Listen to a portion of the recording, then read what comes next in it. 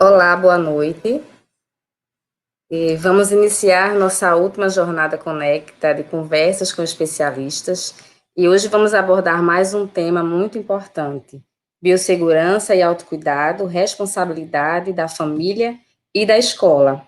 E para abordá-lo, vamos convidar a doutora Alexandra Costa, infectologista pediatra, mestre em saúde pela Universidade Federal de Pernambuco, vice-coordenadora do COREME pela UPE, docente da Universidade de Pernambuco e da Uninassal.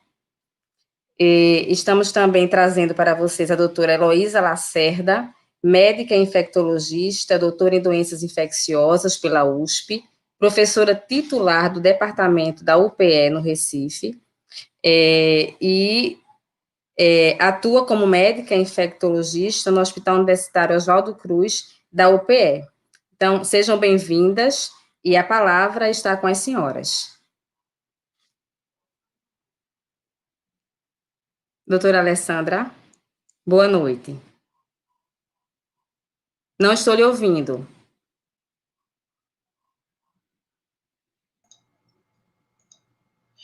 Boa noite a todos. Boa noite. Muito obrigada pelo convite. É sempre muito enriquecedor para a gente esse momento de troca, né? Então, todo mundo acha que, na verdade, quem ganha é quem está escutando e, pelo contrário, né? A gente que está aqui do outro lado é que está ganhando muito mais quando a gente vai falar de um tema que está sendo super atual, que está sendo super polêmico, né? E que a gente está cada dia a dia, na verdade, buscando conhecer mais um pouco sobre o tema para poder, enfim, em conjunto, nos ajudarmos e poder ir superando passo a passo desse momento em que o mundo está vivenciando, né? Então, vamos lá falar um pouquinho sobre o que a gente sabe, sobre o que a gente imagina para este momento atual.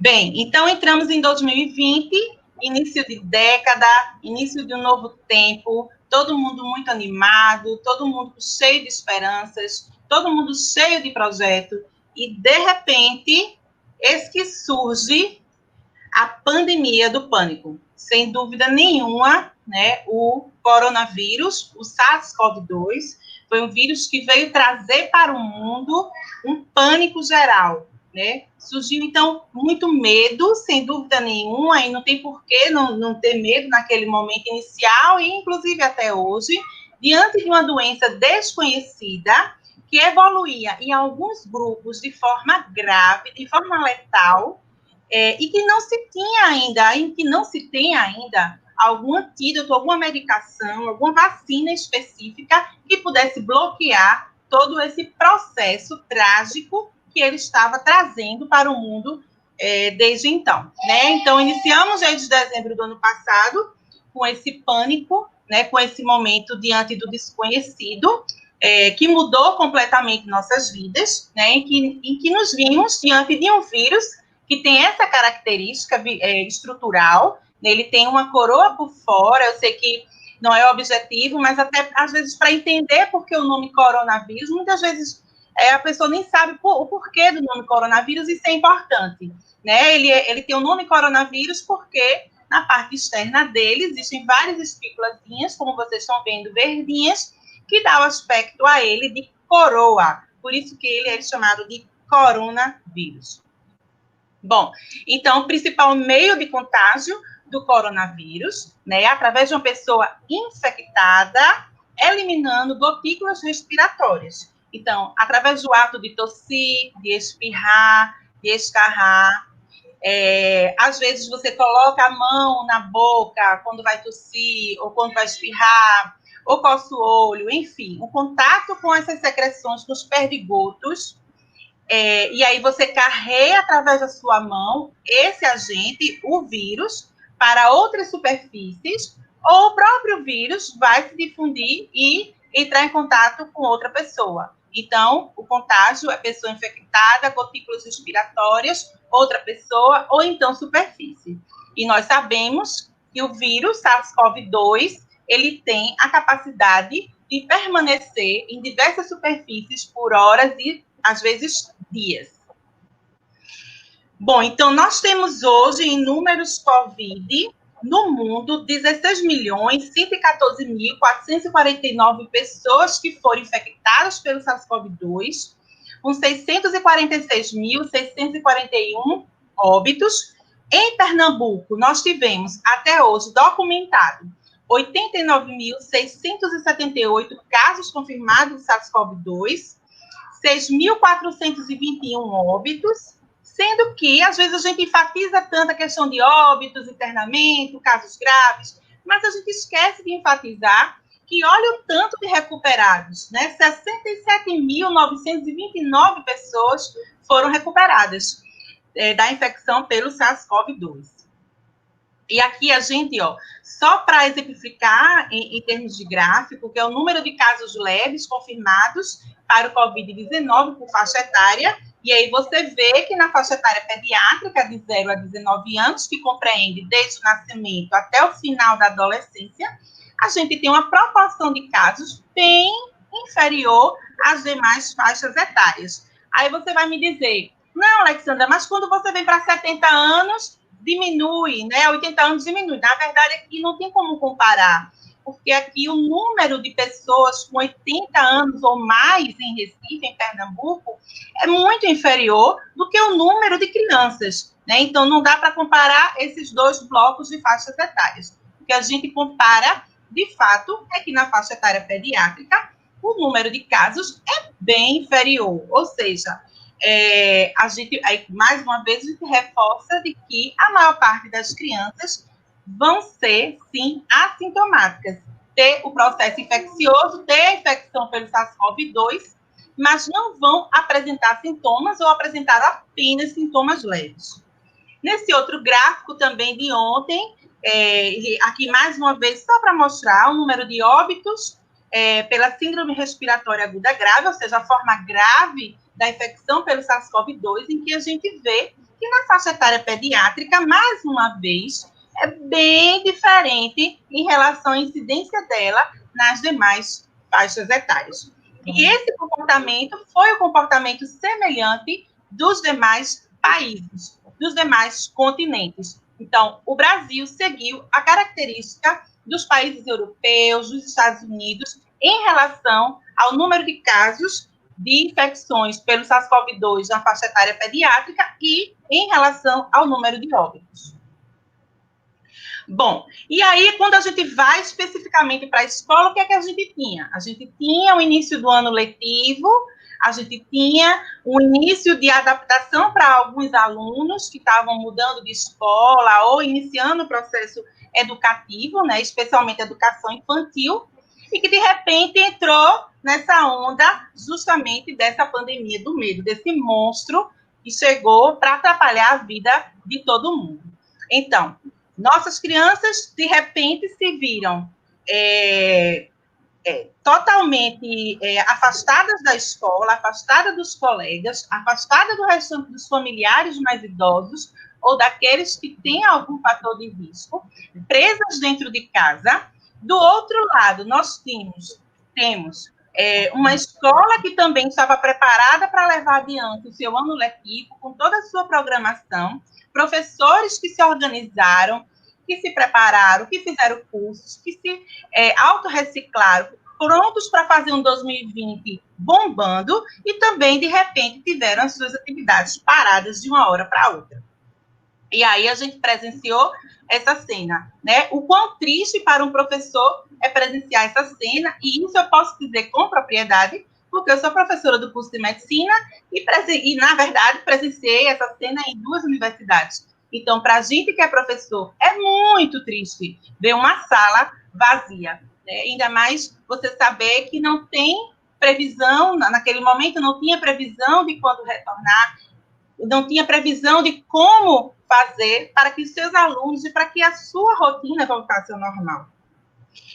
Bem, mas esse enfrentamento de retornar ao normal, entre aspas, que, sinceramente, nunca mais será normal, né? Por quê? Porque a gente vai adquirir alguns hábitos que a gente não tinha antes e que vai levar para o resto da vida. E que, na verdade, eram hábitos que a gente precisava ter desde sempre, que era a lavagem constante das mãos, o uso constante do álcool em gel. Claro, não com tanta frequência como estamos agora, até porque tem muita gente que criou um ato repetitivo, teve muita gente que fez um transtorno obsessivo compulsivo, de tanto que ficou com medo, de fato, de se infectar. Né? Mas o hábito da lavagem mais frequente das mãos a gente vai levar para o resto da vida. Né? Então, esse voltar ao normal, o que é normal? O que vai ser normal daqui para frente? Né? O uso de máscaras. Eu acho que vai chegar uma fase que a gente vai achar tão, quando for liberado para a gente não usar as máscaras, a gente vai até achar estranho, né? Sair sem máscara. Mas esse enfrentamento para retornar paulatinamente ao normal das escolas precisa ter uma junção, uma conectividade que não parte só da escola, né? Então, a família precisa estar aberta a isso.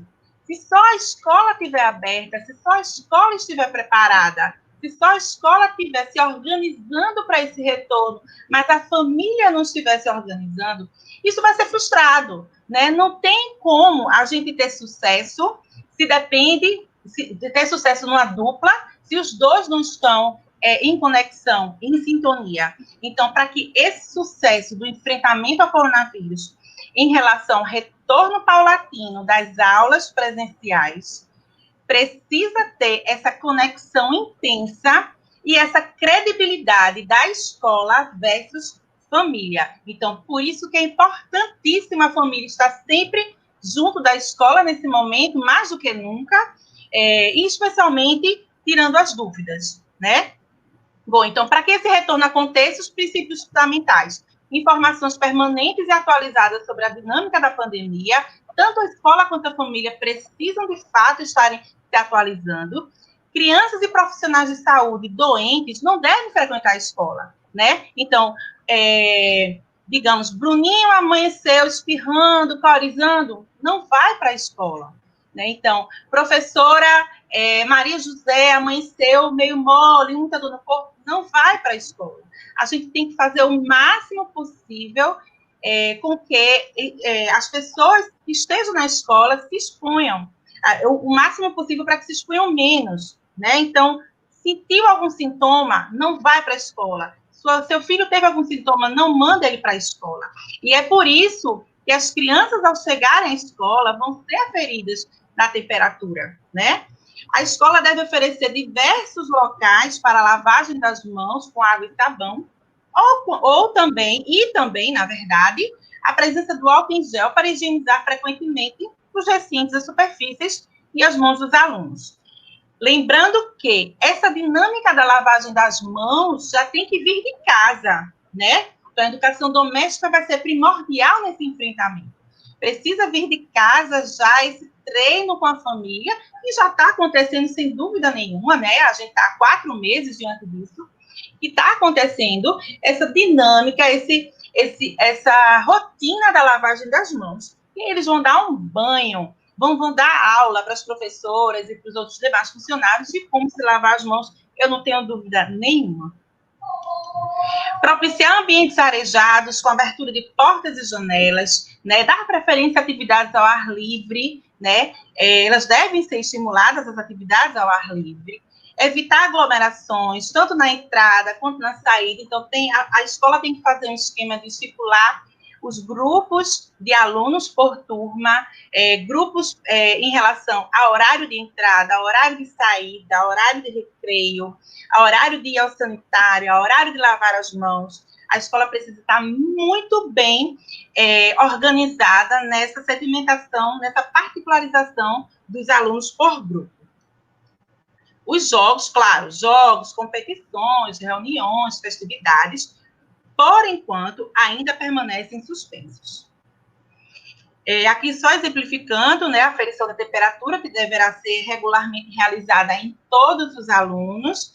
Aqui, ao lado direito, exemplificando também que, independente de a escola ser pública ou ser privada, a desinfecção das superfícies, principalmente as superfícies que têm muito contato com os alunos e com os demais funcionários, precisa estar sendo feita regularmente, As medidas de distanciamento precisam ser obedecidas, né? Então, a distância mínima estabelecida no Brasil é de 1,5 m. Vocês vão ver outros protocolos por aí, o protocolo britânico, por exemplo, coloca 2 metros, mas, enfim, aqui no Brasil, o protocolo definiu como distanciamento social. Distanciamento social, quando a gente fala, não é só distanciamento de uma pessoa para outra na rua, mas distanciamento dentro da sala de aula, distanciamento na hora do recreio, distanciamento na hora da entrada, distanciamento na hora da saída, distanciamento na hora da leitura, né? Precisa ser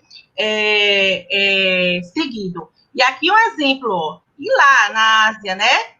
Poxa, cadê o distanciamento social dessa sala de aula? Né? Cadê o exemplo aqui? Eles estão super aglomerados, estão de máscara, mas estão aglomerados, né? Aqui não.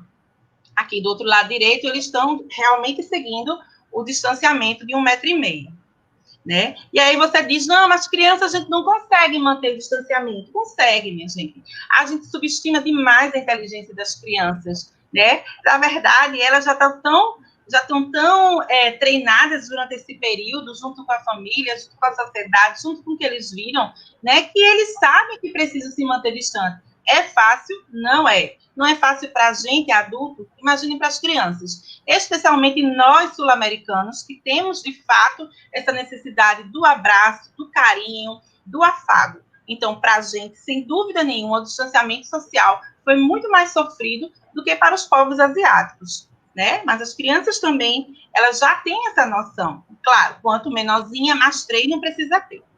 As medidas educativas que já vêm sendo realizadas precisam dia a dia serem enfatizadas, lavagem das mãos, o uso do álcool em gel, o uso das máscaras, que vai ser primordial, exceto nos menores de 2 anos, né? E aí a família tem que estar preparada para enviar máscaras, o quantitativo de máscaras ideal para cada criança, e aí vai depender do quantitativo de horas que essa criança passa na escola. Se essa criança vai só um turno, então você vai ter que enviar, em média, 3 a 4 máscaras. Por quê? A cada 2 horas, essa máscara deverá ser trocada. 2, 3 horas. Ou antes, se estiver úmida ou suja. A gente sabe que criança suja com frequência, o nosso clima favorece a umidade, então pode ser que essas máscaras precisem ser trocadas antes. Então, em média, cada família deverá enviar umas 3 a 4 máscaras. Se a criança estuda de forma integral, então ela tem que ir com, no mínimo, uns 6, 7, 8 máscaras para a escola. Então, a família vai colocar dentro de uma necessaire, de uma sacolinha limpa, as máscaras limpas, e colocar outra sacolinha, outra necessaire para as máscaras sujas, né? Então, cada máscara que for sendo retirada de cada criança vai sendo colocada naquela necessaire, naquele saco, naquele envelope, que está destinado para máscaras sujas. Lembrando que quando chegar em casa, claro, tem que lavar com água e sabão, de preferência não lavar junto com as roupas, lavar separadamente, certo? Bom, aí você diz assim, poxa, tia Lê, meu menino não consegue ficar de máscara nem um minuto. E não é porque ele tem 3, 4 anos, não. Ele já tem 7, 8 anos, mas ele não consegue ficar de máscara. Então, existem algumas alternativas. Na verdade, foi silenciado a máscara porque os primeiros estudos foram feitos com máscara. Então, só relembrando que o que a gente quer impedir é que as gotículas que saem infectadas da boca passem para outra pessoa ou passem para a superfície. E isso aí a gente sabe hoje em dia que já tem outros meios. Por exemplo, a Face Shield, né, que tem agora até com desenhinhos animados para atrair mais as crianças, né? E tem também esses bonezinhos bonitinhos, ó, que tem um adaptador facial que serve até para as crianças menorzinhas, né? Então, criança não tolera máscara, realmente é complicado. Quem é asmático sabe, eu sou asmática, sei. É ruim usar máscara, não é, ai meu Deus, que maravilha, que massa tá usando máscara, não é assim, a gente sabe que não é assim, a gente tá usando porque é necessário, e muito menos a criança, mas a gente tem que levar de uma forma que seja atrativa para elas. Bom, dentre as medidas educativas também, e aí está uma grande preocupação das famílias, é o momento do lanche, o momento do recreio, né? Que lá nos países asiáticos, eles já têm uma rotina. né, desse momento, mas que a gente aqui vai precisar fazer de forma bem cautelosa. Por quê? Porque as nossas crianças, no momento do recreio, estão acostumadas a brincar no parquinho, e isso não vai ser possível no primeiro momento, né? Então, lembrando que cada um vai levar a sua garrafinha, como já era de praxe, cada criança já levava a sua garrafinha para a escola, né? Já é rotina. Então, só enfatizando que cada criança vai levar a sua garrafinha, e que esse momento do lanche tem que ser bem vigiado, né, pelos profissionais da escola, pelos auxiliares, pela professora, para poder não haver troca de máscara, não haver aquele contato de secreção de uma criança com outra. Isso que eu estou falando é o ideal, né, gente? A gente sabe, que hipocrisia. Não, a gente sabe que na prática vai ser muito difícil, mas a gente consegue. Quando a gente fala tudo isso, de medidas protetivas, de medidas educativas, de princípios fundamentais, de orientações, isso é tudo que a gente fala da forma ideal, da idealização, né? Mas a gente sabe que na prática isso não é fácil, né? Tudo isso que a gente fala não é dizendo nenhuma escola vai contaminar nenhuma criança, não. A gente sabe que vai ter contaminação nas escolas, né? Claro, o que a gente fala das medidas educativas, da proteção, da orientação, é para tentar diminuir ao máximo essa contaminação. Esse é o objetivo nosso, né? Mas que vai haver contaminação, infelizmente vai haver contaminação, é claro que vai haver. Ninguém aqui é utópico de dizer que não, as escolas não vão ter nenhum caso de coronavírus quando voltarem, porque não é assim que vai acontecer, de Covid-19. Né? A gente sabe que, infelizmente, vai acontecer, especialmente quando se trata de criança. Mas o que traz para a gente mais segurança é que, nas crianças, os quadros, quando acontecem, são quadros, na maioria das vezes, assintomáticos ou oligossintomáticos, ou seja, poucos sintomáticos. Poucas crianças evoluem de forma grave, e, em geral, as que evoluem de forma grave são aquelas que têm algum fator de risco, crianças cardiopatas, aquelas com problemas renais, transplantados, claro. Né? Então, esses, de fato, precisam conversar realmente com seus pediatras, e, a rigor, não é a recomendação ideal retornar se já é uma criança que tenha fator de risco. Outra coisa que a gente precisa salientar, e só para terminar, que tem a doutora Heloísa, para vir falar um pouco para a gente, na verdade, continuar a falar sobre esse tema de biossegurança com a gente, é a saúde mental. Né? A gente está vendo que a saúde mental das nossas crianças já estão bem abaladas. E não é agora, Júlio, já vem bem abaladas. Elas não tiveram nenhum momento de trabalhar essa parada de atividades rotineiras, elas não tiveram um trabalho psicológico, psicopedagógico para isso, foi literalmente da noite para o dia, né? E de repente elas se viram presas dentro de casa, sem ter contato com os amigos, sem ter contato com a professora, sem ter contato com as escolas, e pior, ter que se adaptar a uma rotina em que elas eram proibidas, que era justamente o contato com os eletrônicos, né? Quem é que não proibia? Eu proibia. Minha filha não sabia nem ligar o computador, porque eu proibia.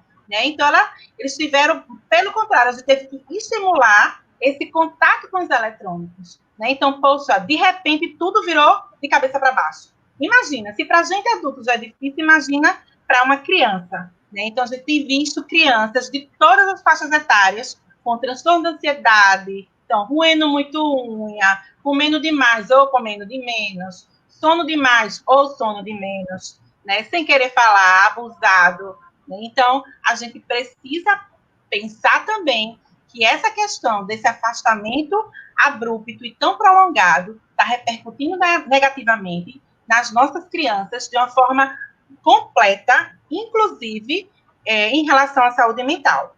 E esse ponto da saúde mental preocupa demais a nós pediatras, por conta do fato de poder se tornar crônico. Isso aí realmente é muito preocupante. Bom, minha gente, o que vem aí, as vacinas, todo mundo faz, todo mundo não, mas muita gente faz assim, não, eu só vou mandar para a escola depois que chegar a vacina.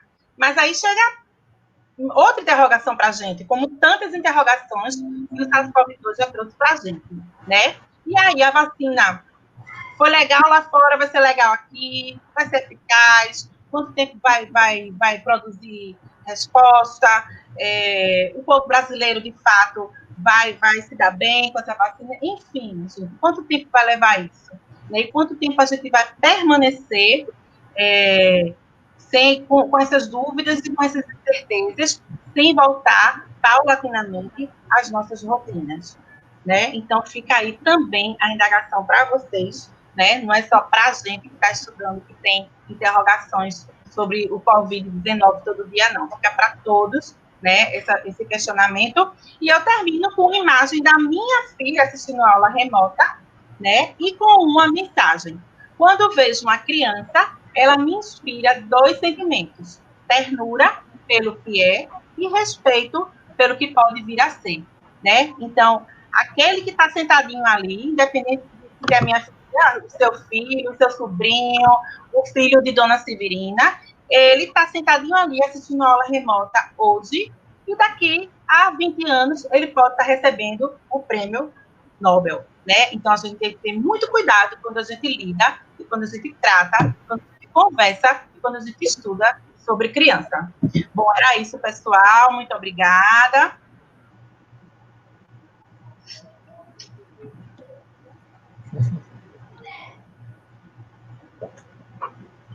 Boa noite, professora. Boa noite. Sou eu agora, não é, Alexandra?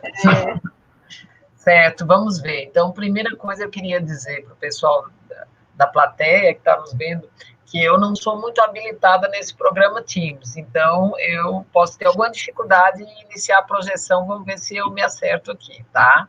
E aí vocês vão me ensinar como é que eu faço para projetar os meus slides. Me diga aí, que eu não tenho vivência com isso. Alexandra. A senhora está vendo lá embaixo, tem vários tópicos assim, multi, stop can, aí tem stop screen. Tem stop screen?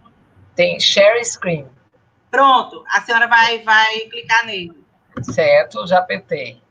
Pronto, quando clica nele, aí vai aparecer, a senhora clicou no share screen. Isso. Aí vai aparecer 3 guias lá em cima, a tela inteira, janela do aplicativo e guia do Chrome. Screen sharing is easiest. Screen sharing. Apareceu a janelinha azul, não foi isso? Share screen. Assim. A senhora clicou nela? Cliquei. Tem alguma coisa aparecendo aqui. Guia do Chrome, é isso? Não, aí tem janela do aplicativo antes, não tem? Isso, janela do aplicativo, sim. Pronto, a sua aula está aberta? Ainda não. Tem que abrir. Tem que abrir antes, então deixa eu abrir. Só um minutinho. Certo. Está abrindo aqui. E agora, deixa eu voltar para lá. Compartilhar, é isso? Aí, janela do aplicativo.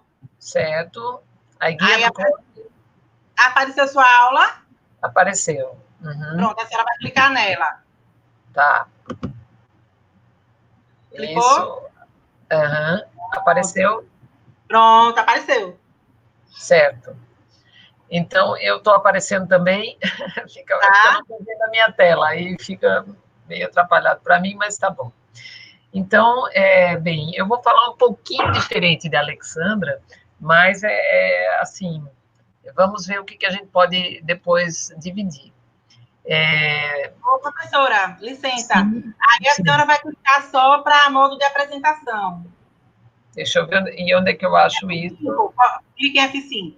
Ou então aqui nesse botãozinho aqui da direita.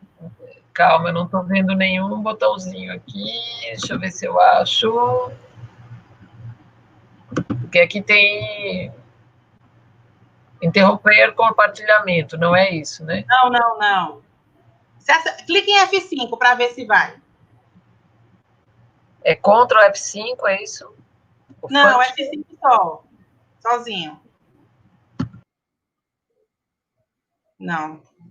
Veio eu.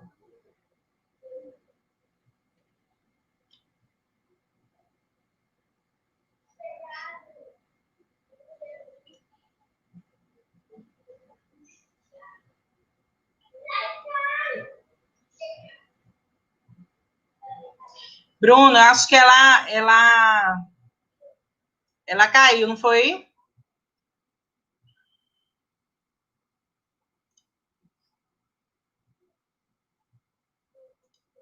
É aqui, mas...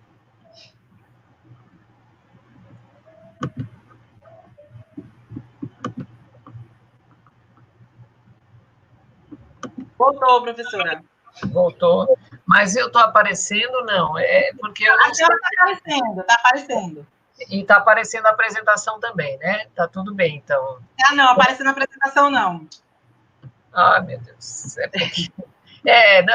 eu já sabia que ia ter confusão, porque cada método é diferente. Acontece.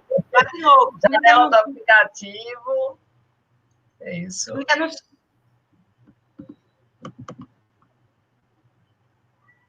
Share screen.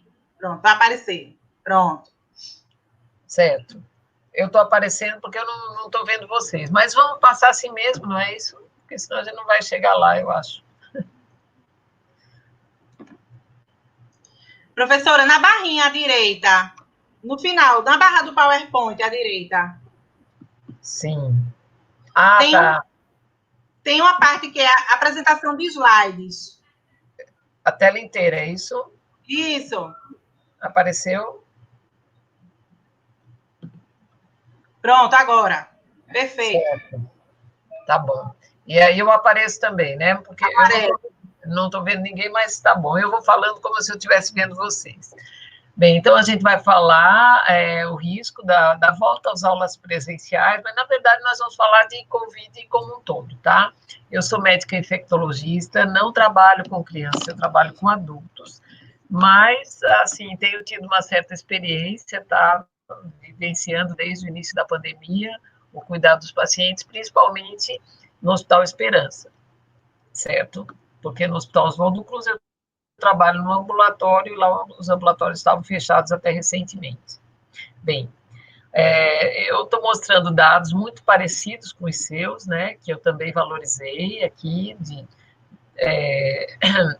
que foram liberados ontem, e mostra aqui, não é, que as nossas faixas etárias menores são aquelas que têm uma proporção de doença pequena, né, aqui entre 66.541 casos leves, que são os casos em que as crianças se encaixam mais, em geral elas têm casos assintomáticos ou leves, elas são uma pequena parcela, né, desse grupo de pacientes, se a gente comparar com os restantes, entre 0 e 9 anos, 2.000 casos em Pernambuco, e de 10 a 19 anos, 2.467 casos desde o início da pandemia.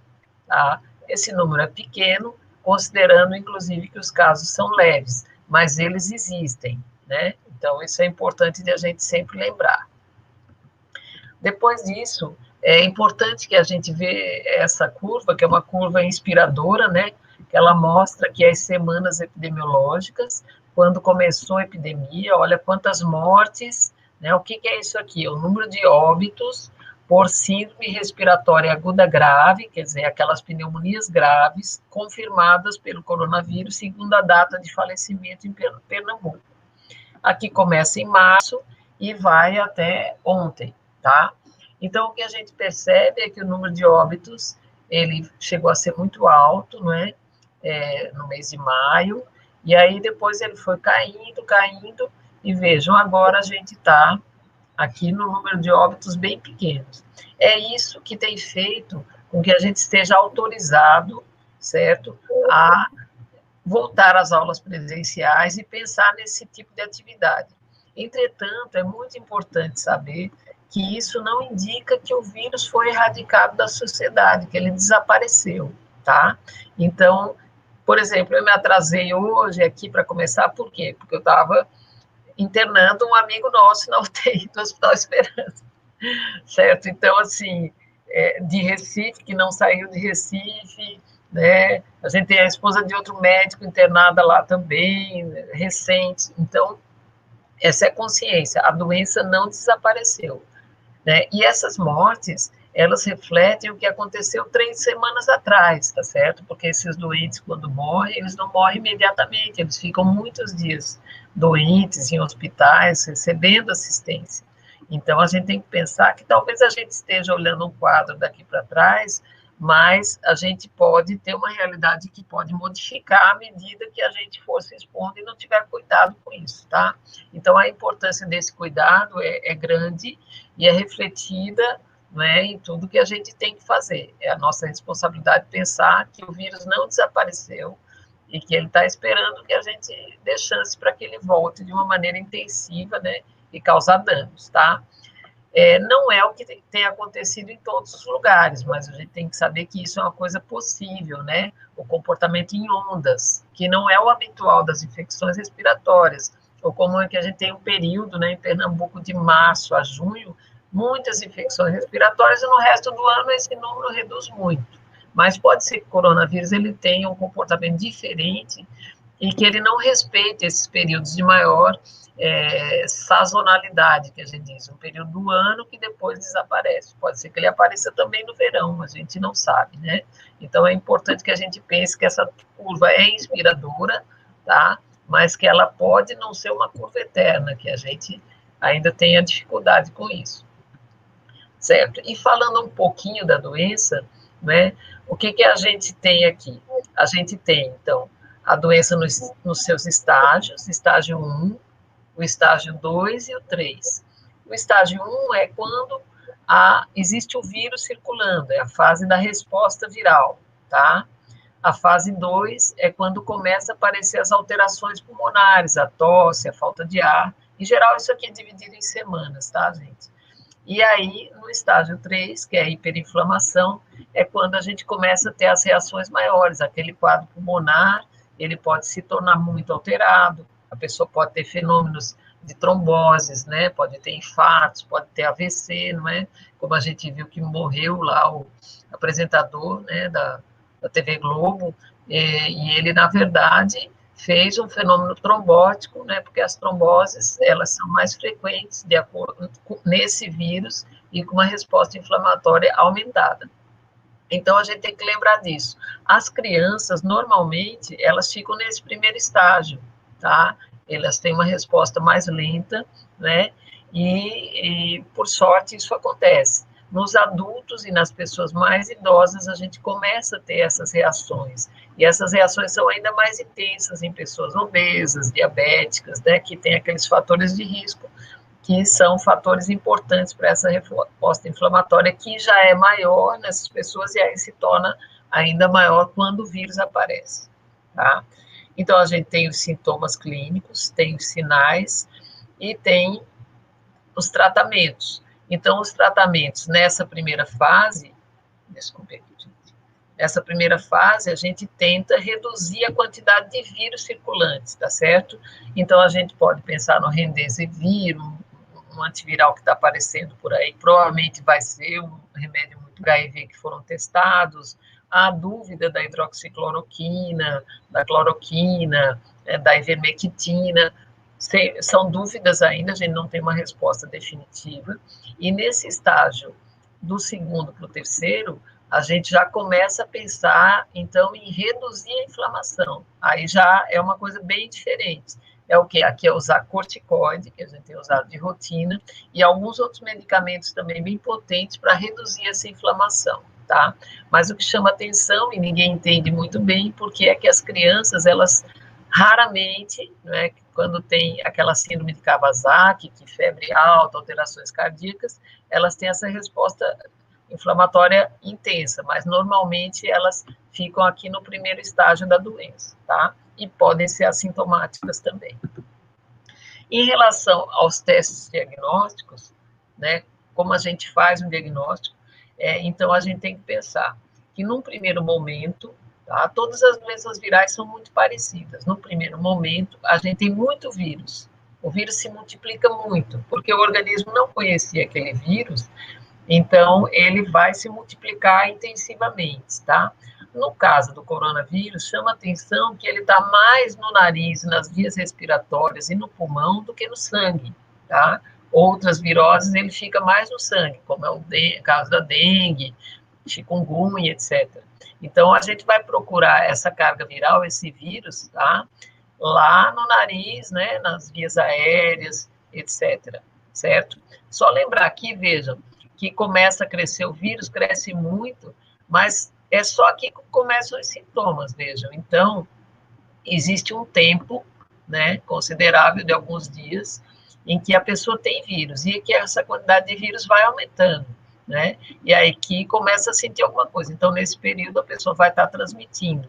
Essa carga viral aumenta até o fim da primeira semana, tá? E depois ela começa a baixar, certo? E a pessoa começa a reduzir aqui, vejam, com 14 dias, ela vai ter uma quantidade de vírus bem pequena e provavelmente não vai ser infectante.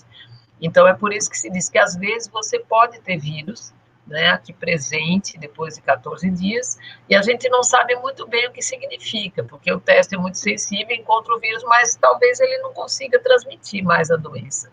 É o que se acredita.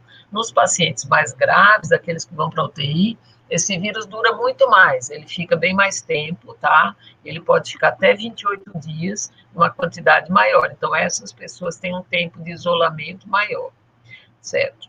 Aí, depois do início dos sintomas, o vírus já começa a baixar, e vejam aqui, a gente começa a ter picos de IgM, então são os anticorpos, o anticorpo da fase aguda.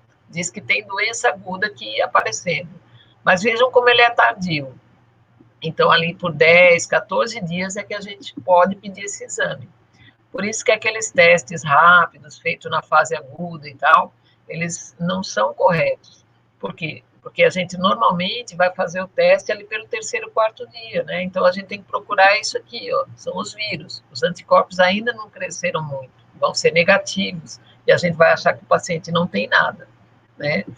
E aqui a gente começa já a ter o IgG, que é um anticorpo mais tardio, tá? E que muito provavelmente é o que indica proteção, tá? E também é o novo sinal de status e poder. Atualmente, quem tem isso está feliz, está poderoso, está se mostrando por aí, querendo andar sem máscara e tal, porque isso indica que a pessoa se infectou, produziu anticorpos e provavelmente ela está protegida, tá? Então, e aqui existe uma coisa interessante, por exemplo, e se você se expuser de novo ao vírus, o que vai acontecer? Então, vai acontecer que os seus anticorpos vão aumentar rapidamente, porque você já conhecia o vírus, né? E aqui vocês veem que, aparentemente, ainda há dúvidas, mas o que se pensa é que, provavelmente, aqui a gente não vai ter mais vírus infectantes, tá? Aqui a gente vai ter anticorpos de proteção. Isso aqui é o quê? Isso é como se fosse uma vacina. Depois a gente volta, mas o que é a vacina de Oxford, tão famosa? A vacina de Oxford, eles pegam um vírus, Faucier, tá? Um vírus de gripe que não causa doença, inserem algumas partes do coronavírus, né? E induzem uma pequena infecção, que tem carga viral e tudo, mas ela é bem pequenininha, não causa doença, e estão querendo saber se produz uma quantidade de anticorpos que consiga proteger a pessoa.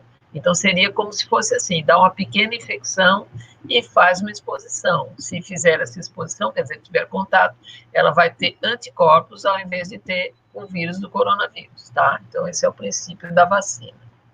Bem, então, as sorologias, elas são mais importantes para saber se as pessoas tiveram o vírus do que saber se ela está doente naquele momento, tá? Para diagnóstico. Mas isso é importante, por exemplo, eles sabem que em São Paulo, 11% da população já se infectou, e isso cresceu bastante, porque no início não dava 5%, tá? Por exemplo, a gente sabe que aquelas cidades lá da Amazônia, elas foram os focos principais logo de cara, né? Manaus e aquelas cidades ribeirinhas lá do Rio Amazonas, o número de casos é enorme, né? E por quê? Porque a gente sabe que eles têm anticorpos, eles foram mensurados, tá? E isso pode ser feito periodicamente para saber qual é a parcela da população naquela região que já tem os anticorpos. E só para vocês saberem, já se faz isso de animais também, animais domésticos, para saber, será que os animais domésticos têm a doença, podem transmitir? E tem uns trabalhos interessantes na Itália, na Lombardia, que eles viram que eles não isolam vírus dos animais, tá?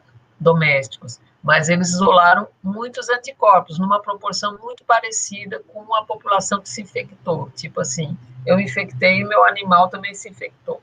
Mas provavelmente o animal não foi a fonte dessa infecção, tá? Porque a carga viral deles parece ser menor e a gente não consegue identificar o vírus lá nas fossas nasais dos animais tão fácil quanto dos humanos. Bem, mas e as crianças e o coronavírus? O que a gente sabe? Então, a gente sabe que eles têm menor prevalência, eles são só 1,5% dos casos sintomáticos. A doença é menos grave, em geral, então, pouco sintomáticos ou assintomáticos. Raramente eles provocam forma grave, né, síndrome de Kawasaki. E também as crianças transmitem menos do que os adultos, tá? Elas transmitem a metade do que um adulto transmite, tá? Principalmente as crianças menores, essas transmitem menos. E aí se pensa, o que seria? Por que seria isso? Então, se acha que pode ter a ver com a altura, né? Que as crianças, por exemplo, não ficam próximas à boca e ao nariz dos adultos, tá certo? Isso é uma coisa interessante, né? E segundo, que as pessoas que têm poucos sintomas, elas têm menos vírus, tá? Então, elas têm menos vírus nas suas secreções e elas, por isso, transmitem menos, certo? Então, são duas hipóteses. Mas o que se sabe de verdade é que elas transmitem a metade do que um adulto transmite, mas podem transmitir. Normalmente, elas são mais, na situação atual, né, sem as aulas e tal, elas são mais vítimas do que causadoras de infecção, vítimas de infecção de seus pais, de seus genitores, né? Bem, mas quais são as crianças que têm risco aumentado de doença severa pelo coronavírus? Né? Então, a gente tem que sempre lembrar, é interessante, nas crianças, o que a gente tem são complexidades médicas, né? As crianças mais sensíveis. Então, aquelas doenças, crianças com doenças neurológicas, doenças genéticas, malformações, doenças metabólicas, faltas de enzimas, né? Doenças cardíacas congênitas, são doenças bem graves. Então, em geral, quando a gente ouve falar de uma morte de criança, habitualmente são crianças que já possuem algum tipo de alteração e que facilita, então, que elas tenham uma doença mais grave pelo coronavírus. Não quer dizer que ela tenha mais doença, mas que a doença nessas crianças, com essas alterações, elas têm mais chance de desenvolver uma doença severa. E aí a gente tem que pensar também em relação aos membros da família com risco aumentado, isso já é bem batido, né?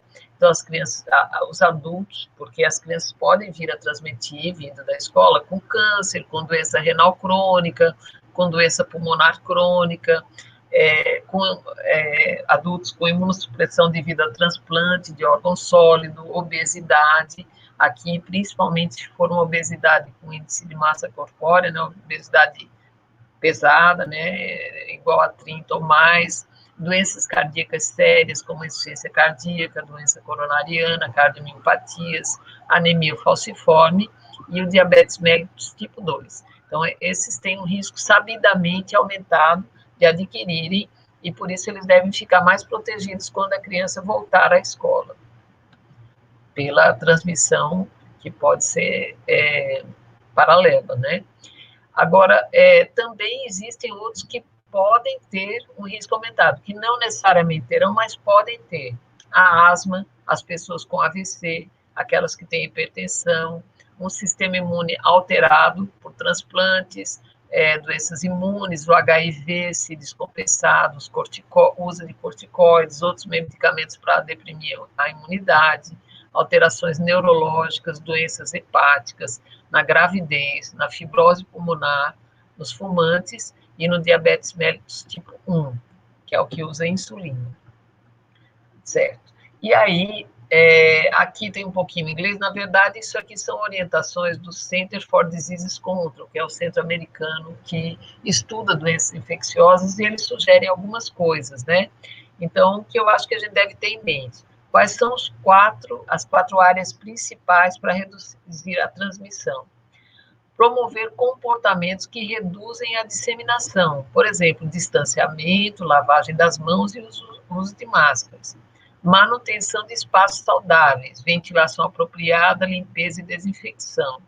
Ontem, por exemplo, eu estava na reitoria, agora tudo tem que ter um infectologista. Aí o reitor ia fazer os reitores, né, iam fazer um vídeo lá e fazer um encontro e falar com a imprensa, então chamaram o infectologista. E a primeira coisa que me chamou a atenção é que ninguém lembrou de abrir as janelas, né, abrir as portas, tá? Separar os espaços, mas isso é muito importante, tá? A ventilação apropriada é uma coisa que faz diferença e certamente os nossos shoppings do futuro, etc., nossos edifícios não serão iguais, principalmente nessa parte de ventilação, para a gente ter troca de ar, tá? Isso é muito importante. Também manutenção de operações saudáveis.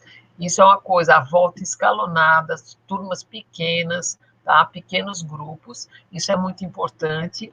As falhas de retorno às aulas que já aconteceram no mundo, quer dizer, que tiveram que ser revertidas, porque tiveram surtos de pessoas doentes, muitas vezes ocorreu por falta de planejamento, por exemplo, uma volta que foi de todo mundo ao mesmo tempo, né?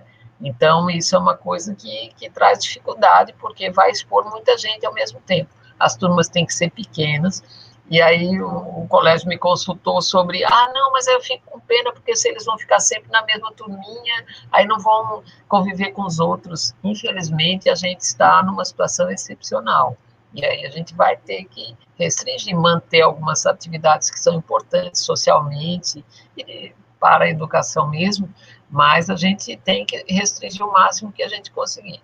E uma preparação para o caso de alguém adoecer, sim, vai ter gente doente, vai ter um professor doente, vai ter um funcionário doente, né? Então, vai ter um aluno doente, e a gente tem que ter uma estratégia para essas pessoas que podem adoecer e que podem estar vinculadas à escola, tá? Sempre é desconfortável ter alguém doente e a gente não poder dar nenhum tipo de ajuda porque não existe um planejamento, né? Esse planejamento é importante também porque, por exemplo, um médico normal, ele não pode atender o paciente no seu consultório. Por quê? Porque lá tem as secretárias, outros doentes esperando, não existe uma ventilação adequada. Então, um doente com coronavírus, a gente tem que ter um certo plano de como vai atender essa pessoa, de modo que ela seja atendida e de modo que ela não ponha em risco os demais. Por exemplo, as teleconsultas, que agora ficaram comuns, né? Eu mesmo nunca tinha feito, nem imaginava que fosse fazer tão cedo, até porque não era autorizada pelo CFM, e agora a gente está começando a fazer e já está bem estruturado. Isso é uma coisa que faz diferença. Então, assim, planejar para que a gente possa realmente não ter constrangimentos, né? Mas isso pode acontecer. Bem, então, eles sugerem perguntas para uma tomada de decisão para pais e guardiões. Tomada de decisão quer dizer o quê? Será que eu devo levar mesmo meu filho? Será que vai ser seguro? Então, uma coisa importante, meu filho tem uma alternativa segura para os serviços de alimentação fornecidos pela escola? Meu filho tem uma alternativa de transporte que reduz o risco do coronavírus? Porque não adianta jogar a criança no meio de um transporte coletivo também sem cuidado, que isso não vai ajudar em nada, né? Vai ser um momento de risco que ela não precisaria se expor. Meu filho sabe como usar uma máscara, entende a importância disso? Se ele não sabe, está na hora de aprender, né? Porque está todo mundo vivenciando isso, né? Então, eu vi que achei bem interessante que a Alexandra colocou crianças aprendendo ali. Isso eu sei que não é nada fácil, mas é algo que a gente também não vai conseguir evitar totalmente de ter que tentar ensinar, né? Em relação às vacinas também, como eu falei, a vacina... Existem várias vacinas em estudo, elas têm princípios diferentes, né? E essa vacina de Oxford, que parece ser uma das vacinas que está mais próxima de chegar à sua fase final, ela está em estágio 3 no Brasil. E o que quer dizer? O estágio 1 é quando eles começam a ver se tem efeitos colaterais, se pode ser usado em humanos. Isso foi feito na Inglaterra. O estágio 2 é ver se ela induz anticorpos, porque às vezes você imagina uma coisa, mas não acontece, né? Então, o que eles fizeram? Eles pegaram estruturas, né, do vírus, que aqui tem um exemplo dessas estruturas, e eles conseguiram inserir estruturas desse tipo num vírus de gripe atenuado, que não causa doença, e aí esse vírus vai induzir uma gripe leve e também anticorpos contra o coronavírus, porque essas proteínas inseridas, a gente já sabe que são proteínas que induzem proteção. E como é que se sabe que essa é uma vacina, sabia, né, possível de ser usada? Porque já tinha sido utilizada essa estratégia para a gripe que ocorreu, né, há uns anos atrás com outro coronavírus. Então, isso é uma coisa assim, já existe um conhecimento aprendido, né, e isso foi usado agora para o coronavírus. No Brasil, eles estão expandindo, né, fazendo o teste em maior número de pessoas, eles têm que ver se quantas pessoas desenvolvem os anticorpos específicos, se eles são duradouros, quanto tempo duram, se são protetores, né, e porque, inclusive, tem que se ver a dose, né, a dose vacinal, vai ser uma vacina todo ano, uma vacina a cada 6 meses, né, se é uma dose só inicial, 2 doses, 3 doses, tudo isso é importante, mas no momento a gente está aceitando qualquer coisa, né, tipo assim, é uma vacina ainda preliminar, provavelmente surgirão outras mais efetivas e mais simples, mas nesse momento é importante, né.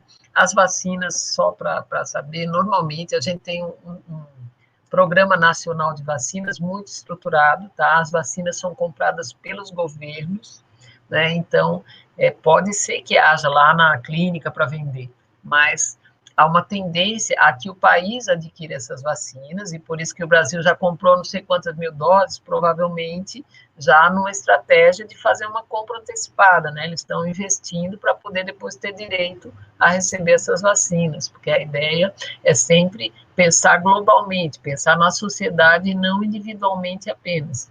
E aí tem que ter para todo mundo, né?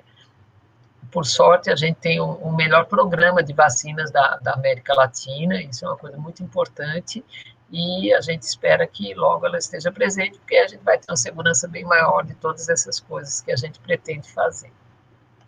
Era isso.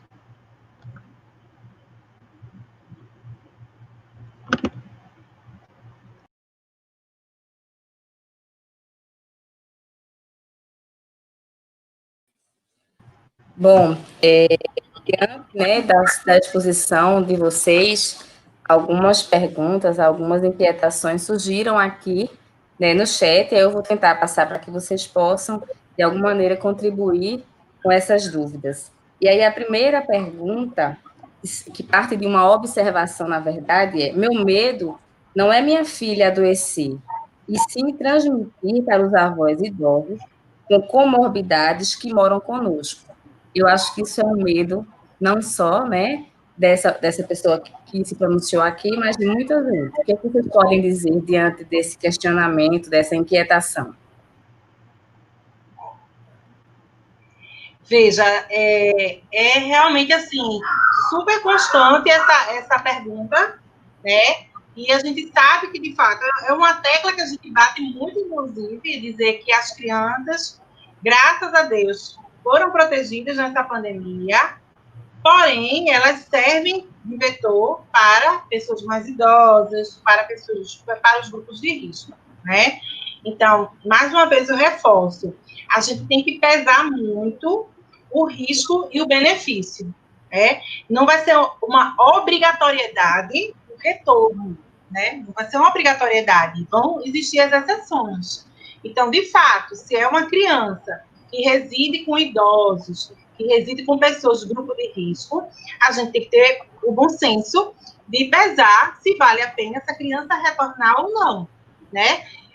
A gente sabe que o retorno, por mais que a gente oriente as medidas educativas, do uso de máscara, da troca de máscara, não tem, foi como eu falei na aula, não tem como a gente garantir que essa criança 100% não vá ter contato com o vírus e que não leve, claro, esse vírus para a pessoa que mora na casa dela.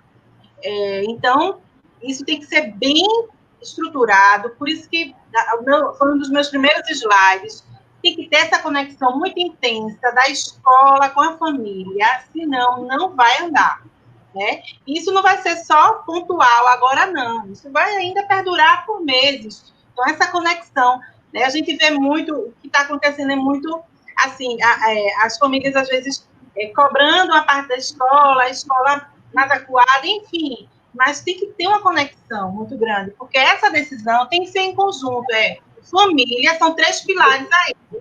O pediatra que acompanha a família, né, ou algum médico responsável que acompanha essa família, a escola e a família, isso é em conjunto, né, e tem que prevalecer o bom senso. Essa é uma questão primordial, inclusive esse é um dos motivos pelos quais as aulas não voltaram ainda, né? Pela possibilidade de disseminação na sociedade, de amplificar essa disseminação.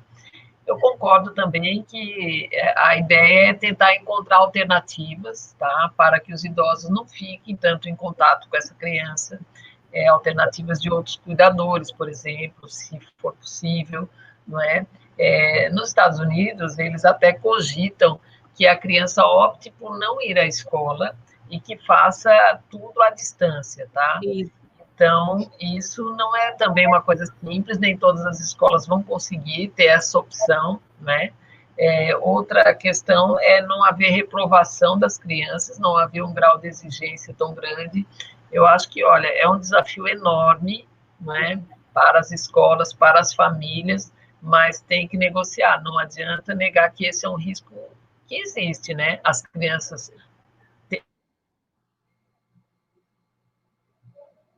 transmitem menos, mas ao mesmo tempo podem ter sintomas, elas podem ter quadros que não, que a gente não consiga em setores. Ok, acho que a pergunta, então, foi respondida, e aí eu vou passar para a próxima. Na verdade, a respeito das máscaras, vocês também mencionaram na fala de vocês, mas há uma inquietação também com relação a elas, se elas devem ser usadas o tempo todo, se elas devem ser retiradas integralmente, somente para comer, se devem ser colocadas no saquinho, no guardanapo, e se nunca devemos baixar, né, com ela no pescoço, já que é uma região de infecção. Então, se essas questões todas estão de acordo, corretas, o que é que a gente pode fazer mais, né, diante dessa máscara, que a gente sabe que vai ser uma dificuldade muito mais dos menores, né, porque os maiores já estão mais conscientes desse uso, digamos assim. O que é que vocês poderiam me dizer sobre? Bem, o que eu diria é o seguinte, veja, primeiro é que pensar que a epidemia ainda existe, ela ainda está acontecendo, tá? Então, isso é muito importante, porque a gente tem começado a ver situações, as amigas da minha filha se encontraram, eu ouvi isso hoje no consultório, se encontraram e tal, ninguém estava usando máscara, e de repente uma delas estava com coronavírus. Então, veja, gente, quando a pessoa, a gente reduz muito, reduz para 40%, né, assim, uma chance de infecção, o distanciamento. Então, eu acho que a primeira coisa é pensar que todos esses protocolos, eles devem ser rigorosos, eles devem ser mantidos. Uma das hipóteses que os Estados Unidos têm tantos casos e não conseguiram controlar a pandemia mais rápido é porque eles não usam máscara, eles fizeram uma campanha anti-máscara, entendeu? Agora é que o Trump está aparecendo de máscara. Então, assim, é importante que a gente siga alguns protocolos, aquela história do avião, toda vez falar, tem que fazer, não sei o que e tal, porque vira um hábito, né? E não parou de acontecer. A coisa não, passou aonde, já acabou tudo, e agora a gente não precisa mais da máscara, não sei o que, não sei o que lá e tal. Então, realmente, e aí, com a máscara, ter esses cuidados. No pescoço, ela vai contaminar essa região do pescoço, né? O nariz é a fonte. Se você fizer pesquisa de vírus na boca e fizer no nariz, vai dar muito mais fácil no nariz do que na boca. Então, o que adianta, né, tampar a boca e não tampar o nariz, entendeu? Porque o vírus está ali, as células que estão infectadas são as da mucosa nasal. Então, a gente tem que entender a doença. Isso é interessante, porque normalmente é mais no sangue, é mais no céu. Não, dessa vez é no nariz. E vai criar novos hábitos. Certamente, a gente não percebia. Vê, quando surgiu o HIV, ninguém usava luva. O dentista não usava luva, a gente não colhia sangue de luva, a gente examinava os pacientes sem luva, né? Mesmo quando eles tinham lesão de pele. Hoje em dia, você pensar que vai fazer isso, você fica horrorizado, meu Deus, olhou o sangue sem luva, o dentista não usava luva, nem existe mais isso. Então, agora a gente vai perceber que o nosso nariz, a nossa boca também produzem substâncias, fomites, né, coisas que a gente elimina para o ambiente e que isso pode levar a dano. Então, a gente tem que ter outros hábitos, a gente tem que incorporar. Não passou a epidemia, né, a pandemia não desapareceu, ela arrefeceu, e a gente espera que ela se mantenha assim, né? Sim, a gente vai precisar usar esse acessório por muito mais tempo, né? Vai fazer parte da nossa vestimenta. Na verdade, já faz parte. Uma outra pergunta é a respeito da imunidade. Quanto tempo dura a imunidade de quem já teve, se é que existe realmente essa imunidade? Eita, pergunta difícil essa, viu? O povo está sabendo, está só perguntando assim, coisas que a gente não vai saber responder.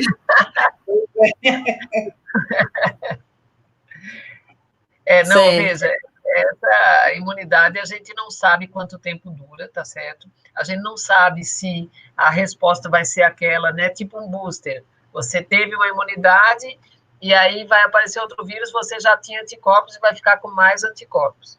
Mas a gente tem alguns cenários, tá? Um cenário importante é você ter tido a infecção, ter anticorpos e ficar por um tempo imune, talvez 3 a 6 meses, talvez. Você não sabe nem se é definitivo ou não. Esse é um cenário. O outro cenário é você ter a infecção pouco sintomática e não ter anticorpo nenhum, tá certo? Essas pessoas é que a gente não sabe bem se vão se defender ou não. As outras são aquelas que nunca tiveram a infecção. Eu vou dizer, eu sou a médica que vou lá para o UTI de coronavírus.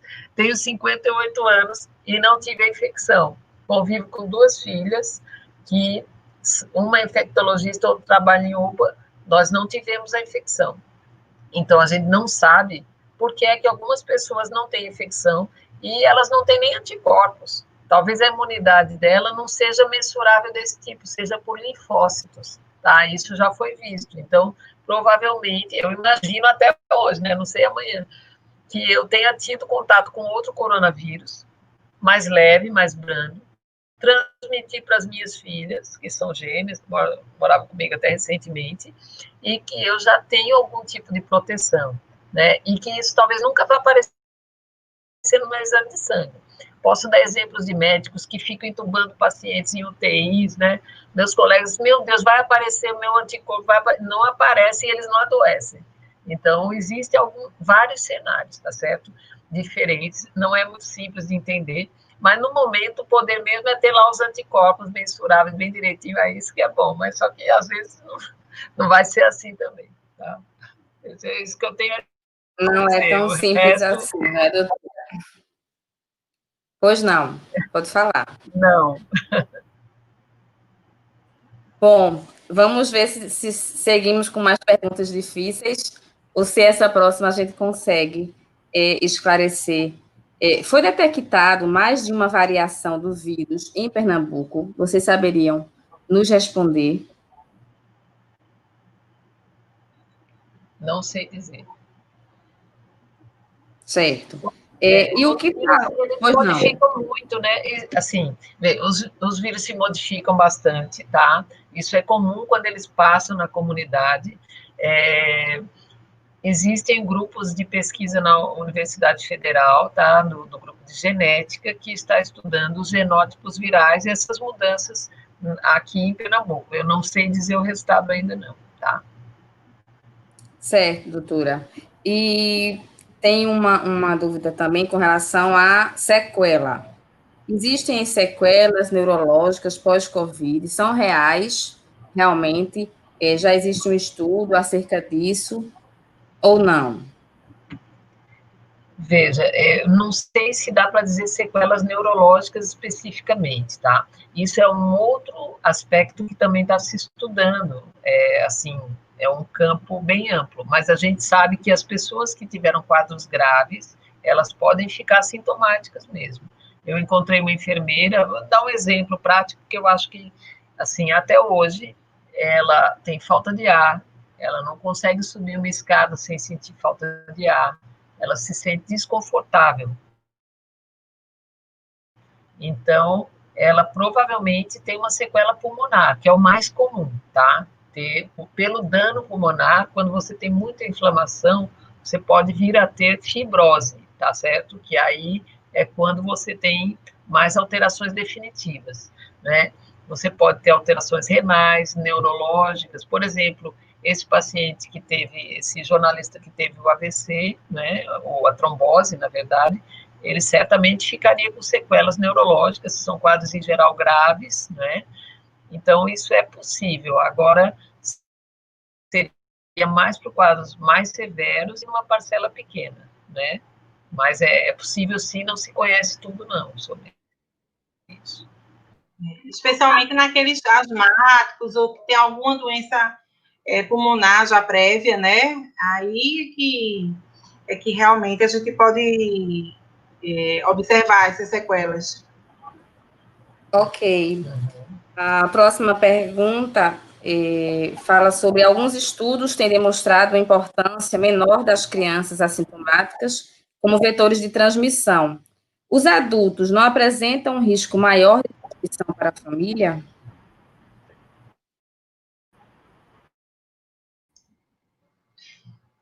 Repete, Cláudia. Alguns estudos, por favor, têm demonstrado Sim. uma importância menor das crianças assintomáticas como vetores de transmissão.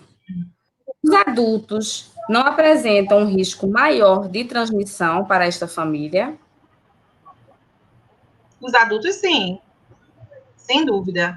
Não é que a criança assintomática ela não transmita, né? Assim, antigamente, logo no início da pandemia, se dizia que os indivíduos assintomáticos não transmitiam, e que não é verdade. E aí depois começou a mostrar que transmitia e que a intensidade poderia ser igual à pessoa que estava na fase 1.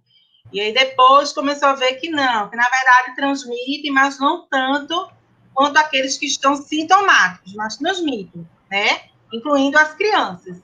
E os adultos, sem dúvida nenhuma, que também podem, tanto que a gente sabe que grande parte dos adultos tiveram quadros leves e passou até batido, passou como um resfriado comum, como uma moleza, enfim, e que, na verdade, foi o Covid-19, né? Porque a gente tem a ideia, quando a mídia coloca, ela explora muito o número de óbitos, né, mortalidade, mas, na verdade, a maior parte das pessoas tiveram quadros leves, né? É bom sempre lembrar isso.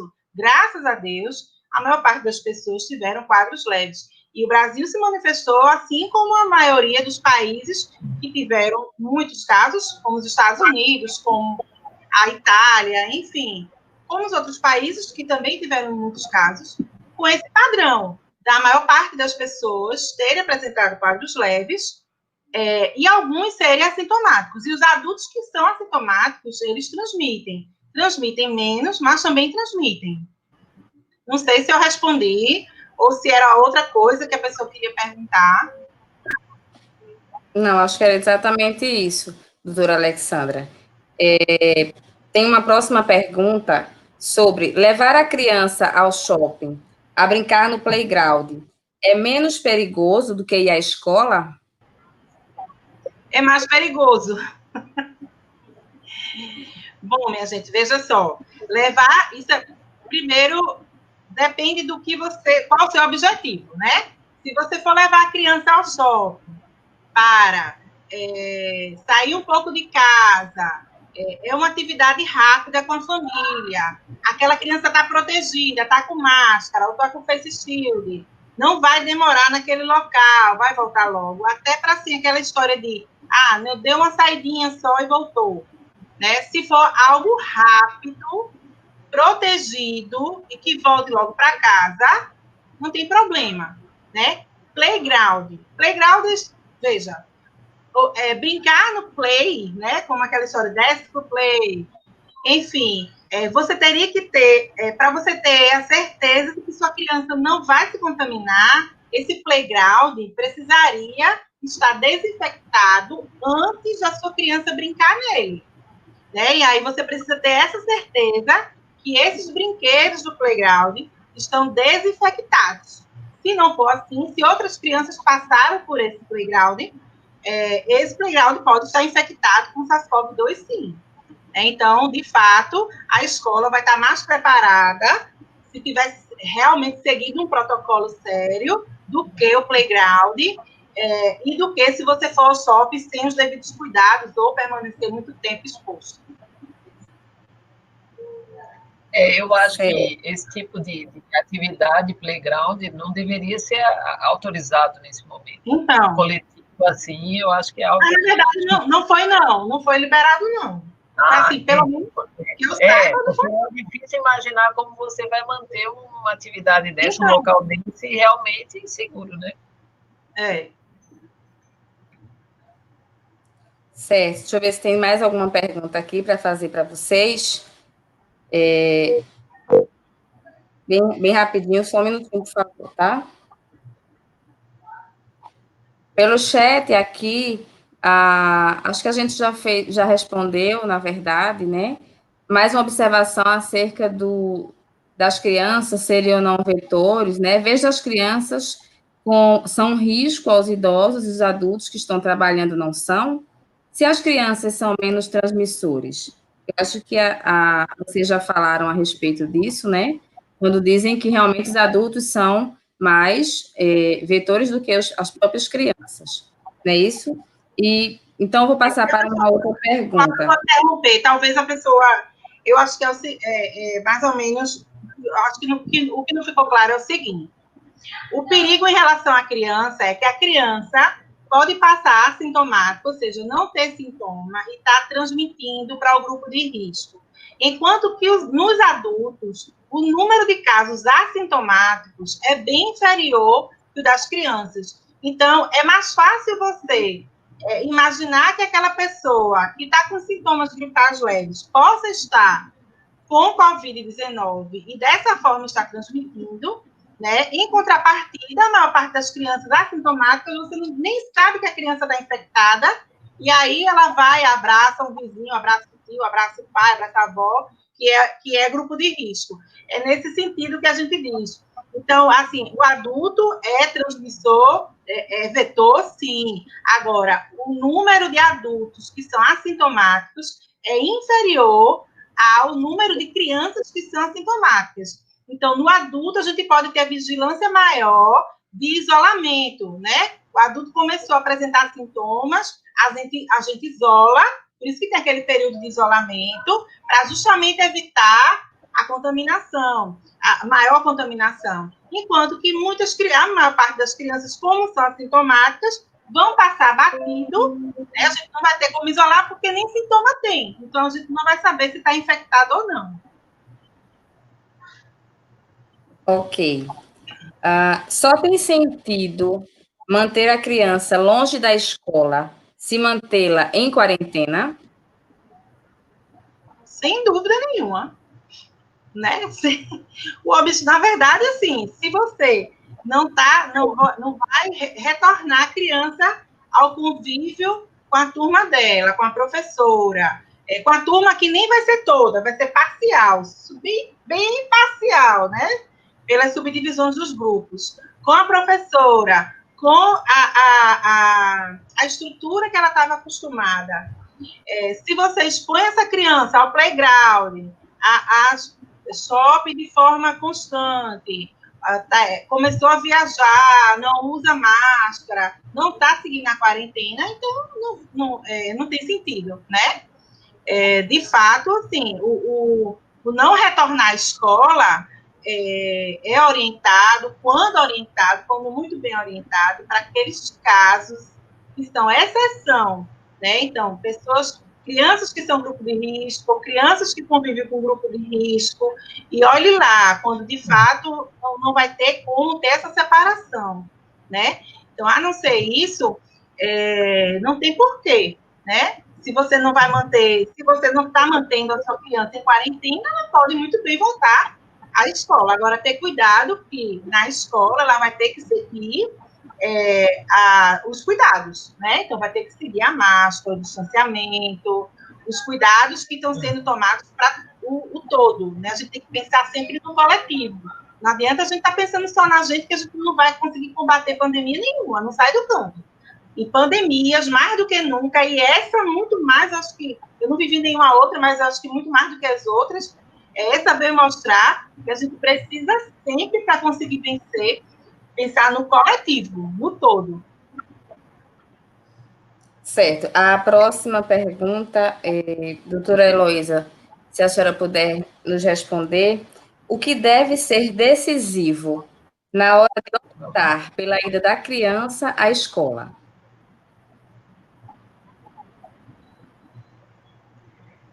Veja, eu acho que o que deve ser decisivo é realmente saber, primeiro, se ela tem condições de saúde para não ter uma exposição extra, né, além do que ela pode suportar, se ela tem uma família que consegue também não ter situações de tanto risco, não é? Alguém muito imunossuprimido em casa e tal, que vai ter um quadro severo, né? Então, eu acho que essas coisas podem fazer diferença, porque eu acho que existe um sofrimento emocional, existe um sofrimento social da criança, da família. Então, a escola não é uma coisa supérflua, a escola é uma coisa que faz parte da convivência social e está todo mundo muito enlouquecido pela falta disso. Eu acho que isso já foi bem discutido. Então, a pessoa vai passar por risco, sim, mas tem que ser um risco mensurado também. Não vale a pena ficar se expondo por, não, tem que ir para a escola porque é obrigatório. Não, eu posso ir, na minha família não tem ninguém exposto, ou se tiver alguém, esse alguém pode estar distante, não precisa estar tão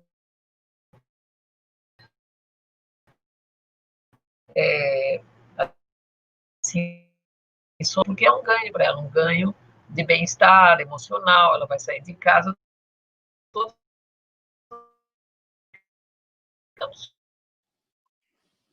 O felizes áudio com de isso, doutor. não é só a criança, né? Nem só o adulto, mas realmente existe esse pesar. Certo, doutora Heloísa, a gente lhe escutou, em alguns momentos falhou um pouco, mas eu creio que as pessoas tenham compreendido, né, o mais importante, na verdade, da sua fala.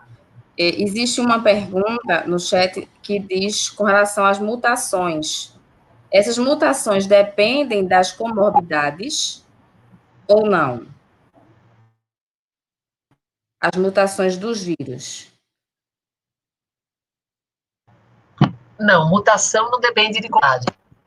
Não depende de comorbidade, tá? A mutação é uma questão do próprio vírus. Ele vai passando pela comunidade e ele começa a se modificar, porque primeiro as mutações são defeitos genéticos, tá? Que os vírus têm muito mais efeitos genéticos do que as pessoas, porque eles têm uma estrutura assim de RNA, DNA, essas coisas tudo muito mais primária, né, do que a gente que tem mecanismos de controle para não ter defeitos genéticos.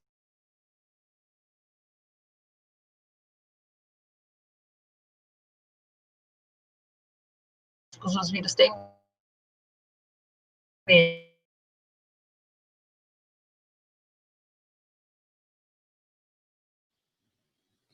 Vou aqui dar sequência à doutora Alexandra. Doutora Heloísa está com um problema e passam por tantas pessoas. Existe eles não. Doutora Heloísa a gente está com dificuldade de ouvir. Com estabilidade exatamente. Eu vou fazer uma última pergunta. São tão graves quanto do passado. Ela não nos escuta, eu acho. E a Isso. Dificuldade. Bom, aqui uma profissional da área de saúde, ela está na linha de frente Então, de 3 UTIs, né, da Covid-19, mas, segundo ela, ninguém nunca adoeceu, né, provavelmente deve ser no ambiente doméstico, né, na casa dela, e por quê? Isolamento, máscara e cuidados de higiene. Ela disse que só falta entrar numa banheira de álcool em gel em casa quando chega do plantão, né? Então, a pergunta dela é a respeito disso.